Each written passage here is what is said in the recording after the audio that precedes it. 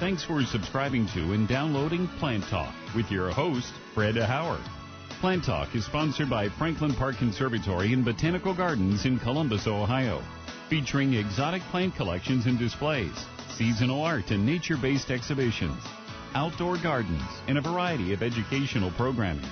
fpconservatory.org. Now, here's your host, Fred Howard. Good morning, Ohio gardeners. What a fantastic morning it is, following rain aplenty, I think is the way to put it. I speak this time of year, as for that matter, all time of year, but when we need water, and we did need water real badly for a while. Now then, that has been made up for. And as it goes, I was talking to an older friend, a friend who has moved to Florida. He said that they've had 27 inches of rain this past month, and he thinks his entire home is rocking on its platform, maybe settling down into the sand. He wasn't sure. He said he felt like the table was still fairly level, but there was something about the coffee in his cup that wasn't quite flat across. We don't want that. No. Well, as it goes, we did need the water, and we will need some more again. Yesterday and the day before were plenty, at least for now.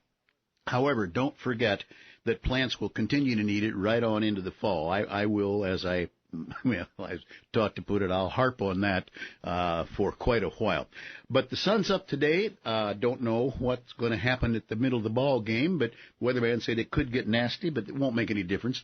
Several weeks ago, I sat there and, well, I didn't freeze to death, but I sure came out like a drowned rat. Yes. But I will hope that the luck is the same in terms of the drowned rats in the stadium and yet listening to the bell ring, or the gong ring. And sitting alongside Fred Howard, I am Mark Neuse in our Plant Talk studios. If you have a question or comment this morning and you'd like to join the program, just pick up the phone, give us a call, 1-866-PLANT-TALK with 2 T's, or 1-866-752-6882. And, Fred, you're still counting quite a few things in color. Yes, there are, Mark. They're waning at this point, at least in terms of numbers. However, some of the things that are bright are really bright yet. The mums and asters are quite striking. As a matter of fact, thinking of that on the mums, I did my pinching and the things that I spoke about early in the season, and it got a little bit taller, and it's about 2/3 into flower right now. And then this rain came along, and it laid it, well, not down, but it sure bent it over pretty good. I hope yours have fared no worse than mine. The anemones, with their straight, tallish stems, got bent down a little bit. And, of course, the sweet autumn clematis is still up in the tree, looking pretty good. Now, it's, I think, depends on where you are. I think it's past prime bloom. But there are still a lot of things going on, and that's all wonderful for this time of year. There are 20-some things in bloom. You have to hunt for a few of them. I always get those dying off and those coming on into this picture, but they're still there. Once again, our toll-free number to join the conversation this morning, 1-866-PLANT-TALK with 2 T's. That's 1-866-752-6882. We'll take your calls this morning and also answer your email questions that came in this week. And Fred will check out his Plant of the Week coming up next. Just getting started this morning. Stick with us on Plant Talk. We're glad you joined us. This summer at Franklin Park Conservatory and Botanical Gardens, the gardens are in full color. Welcome its tropical and native butterflies in flight in the indoor Pacific Island Water Garden. View the conservatory's bonsai collection and experience the exhibition Origami in the Garden. Find details at fpconservatory.org.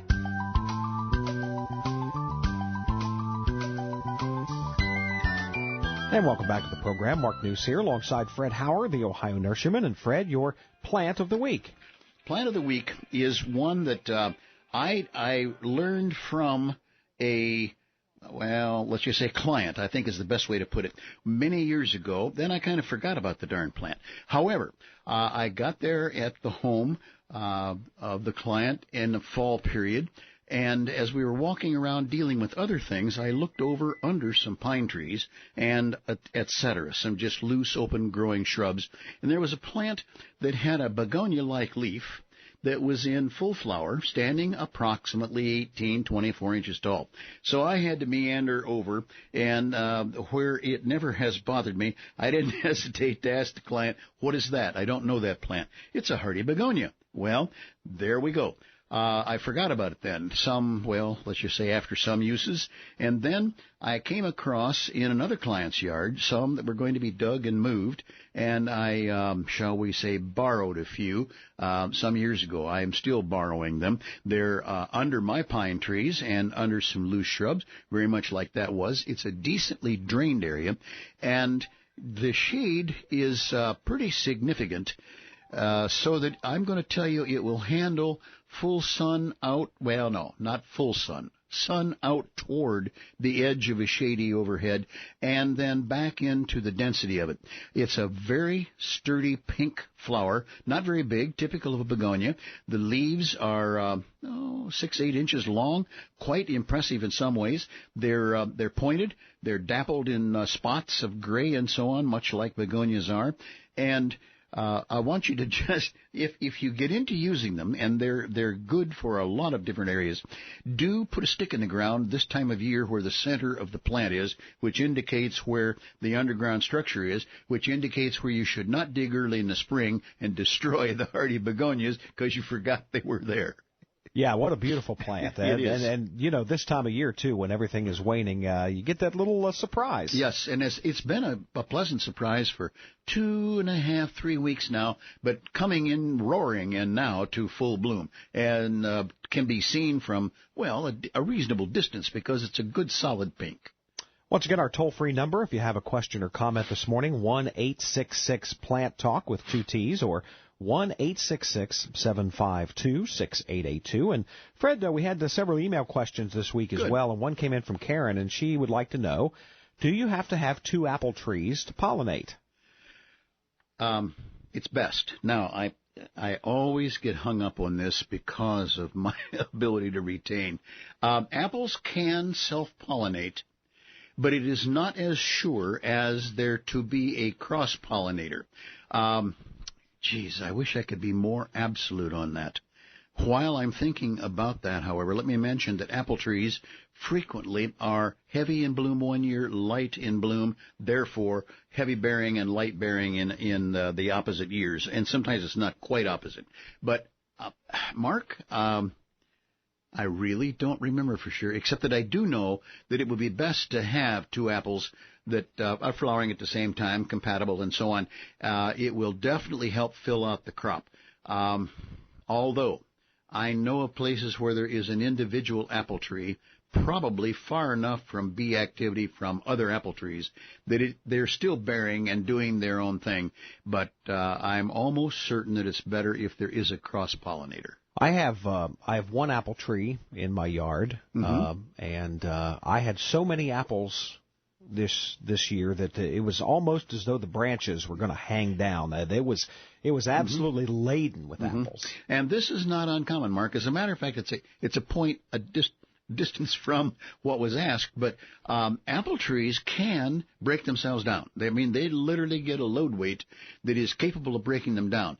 And then there's another factor. Should you get ambitious enough and have the time, you should thin the crop early on. When they're, way less than the size of a golf ball, you should thin the apples down to where those that are left by your choice in positions easy to pick and so on, they will get bigger than if the tree tries to bear that whole load of a whole bunch of little apples. Now, they all make applesauce pretty nicely, but at the same time, that's something that orchardists do. And then it comes to propping, and I drove by an apple, which happens to have been an individual. Now, I didn't look around the neighborhood as to proximity from another, but at the same time, they had put props under the branches because of the same situation you've seen in your yard, where they prop up the branch so it doesn't break off at the trunk. However, a trick to that, do not put the lift point, the brace, whatever, under the middle of the branch, because it'll just simply snap off at the end because it won't have as much length to flex over. So move out 2/3 or so of the way from trunk to apple load, so to speak, out at the end of the branches, so that you don't get into that snapping off proposition, because sometimes an apple, frequently, they're as attractive in their shape, sometimes old and grotesque, as much as they are for flower and fruit. And to have a big old beautiful branch snap off because of the load, I've seen it cause tears. Yeah.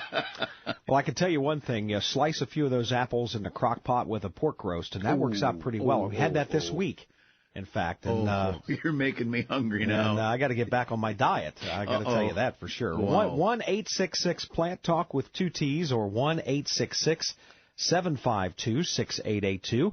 More of your questions for Fred up next. Stick with us. This summer at Franklin Park Conservatory and Botanical Gardens, the gardens are in full color. Walk amidst tropical and native butterflies in flight in the indoor Pacific Island Water Garden. View the conservatory's bonsai collection and experience the exhibition Origami in the Garden. Find details at fpconservatory.org.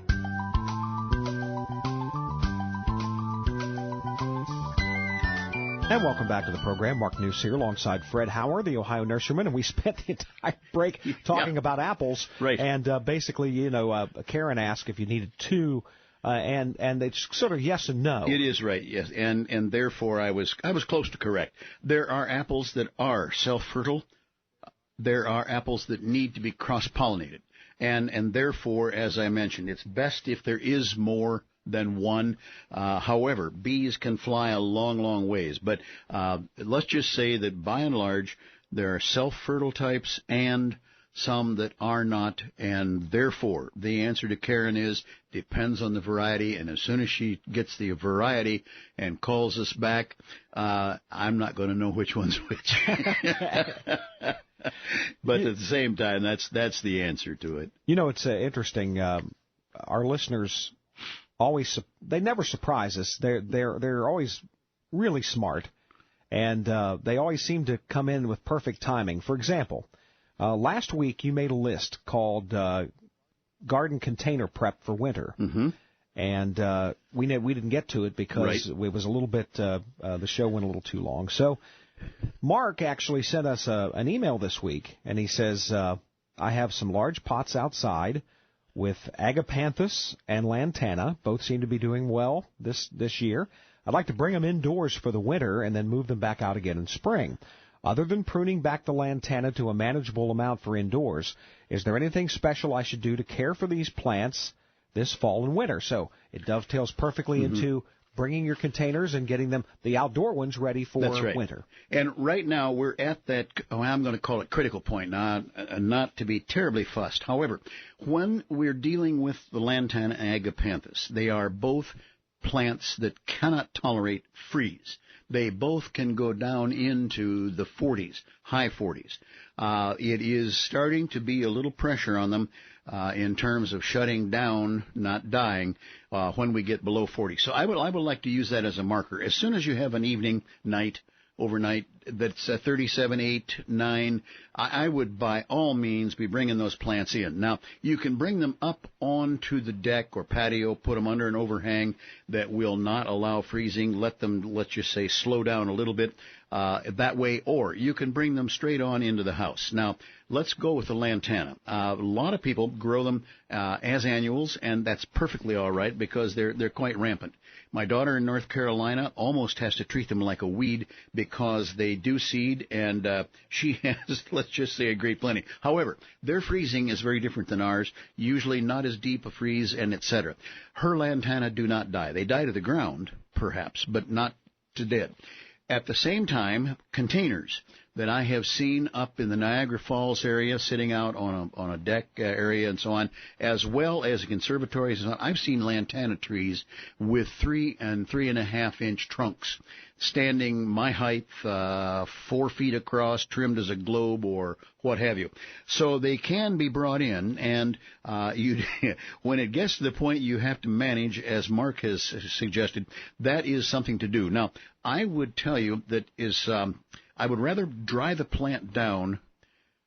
Okay, both the agapanthus, which is a strappy-like leafed plant, and the lantana with its flowers and so on, are plants that can handle down into the 40s. I like to bring them in at that point, however, and start drying them down. Now, I do not mean toward death, but just in that you're taking them out of what we call 100% light, even considering cloudy days, and you're bringing them into the house where it's sometimes limited down to 20% of what they're used to. I like to start recognizing then that the whole plant is going to slow down, and at that point you could conceivably drown some plants if you continue to water